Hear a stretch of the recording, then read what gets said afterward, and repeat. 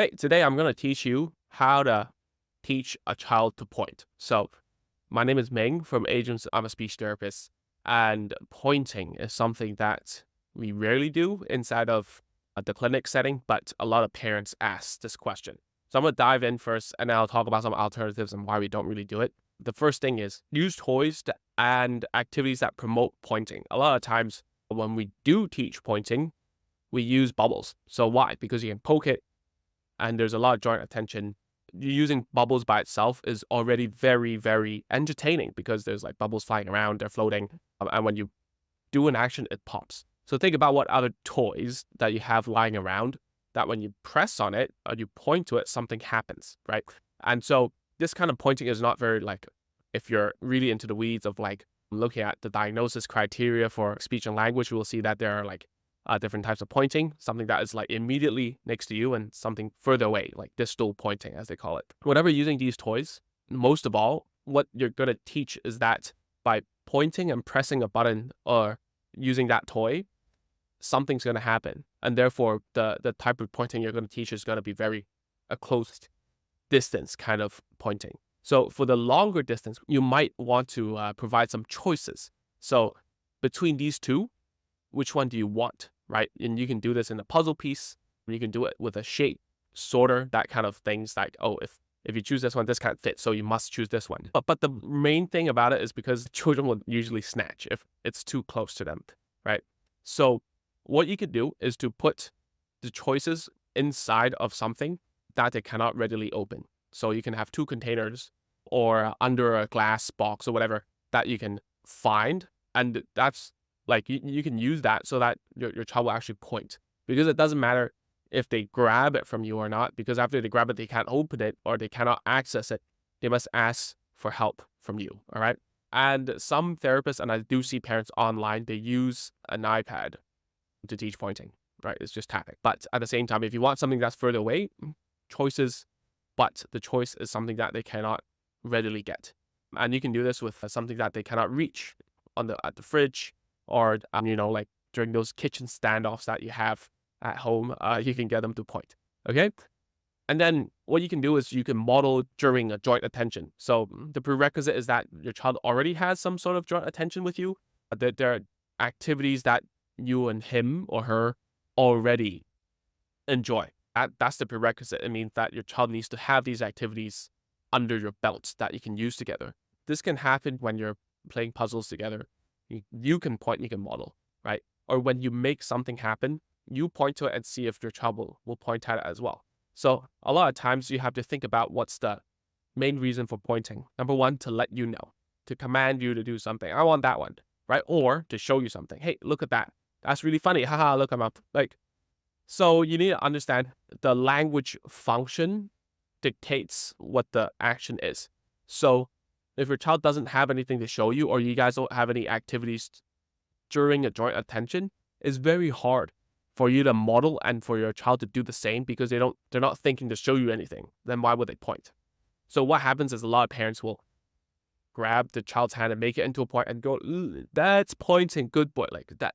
But there wasn't a motive behind using the pointing. So therefore, you're teaching a means to no end. So you're teaching the form of the language without considering the language function and the use. So that's why pointing is not something of like, it's not the best gesture out there. First of all, it's hard to see. And for children on the spectrum, it's very hard to be inside of someone else's perspective to see what they were pointing from or at, right?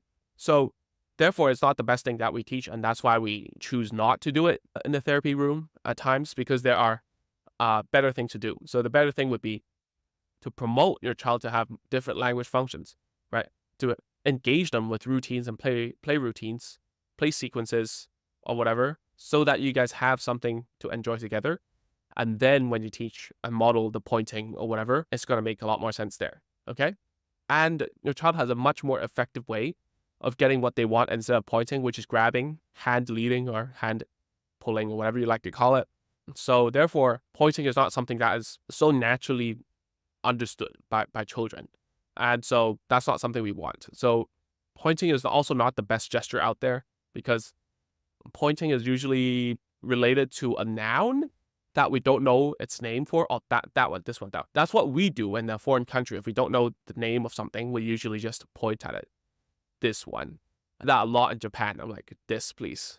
That's the only use for it, basically, right? But whereas if you were in a foreign country and you knew the activity or the verb that you want to do, what would you do? I'm thirsty. I want to eat, right? I'm hungry, these ones, right? Or I want to go swimming. All these you can actually use. Like you can even sign out an egg, like an egg, right? And it's better to teach different gestures out there that are related to some kind of sign language in your language so that it's more direct, it makes more sense, and it builds the child's semantic relations, meaning the word meanings with other words. Okay? So that's why pointing might not be the best thing to teach right now. I know the reason why is because inside of the milestones where parents are given are like, oh, does your child point yet? How does he point far or close? Does he point for declarative pointing or like whatever pointing? I even forgot the term. But those are just symptoms. Those are just benchmarks, right? And it's the same as like for anything. So what if your car can go so many miles? For what purpose? So what if a computer can do whatever? For what purpose? And it's the same for a child. So what if a child can point? For what purpose? Right? If it's pointing to show you something, that's good. If it's pointing to tell you what they want, that's good. If it's pointing just for the self-entertainment, is that a good thing? Maybe not, right? So you have to think about these things before you teach something, all right? So what should you teach? We have loads of videos about that. And if you want to learn more about just general how to teach your child at home, language development, speech development, we have all free courses. Just go to www.agentsofspeech.com/course, put in your email there, and then you can get in and join our community. We have around 10,000 members there now as of this recording, and I'm sure you're going to learn a thing or two there. All right. Thank you so much for tuning in, and I look forward to seeing you next week.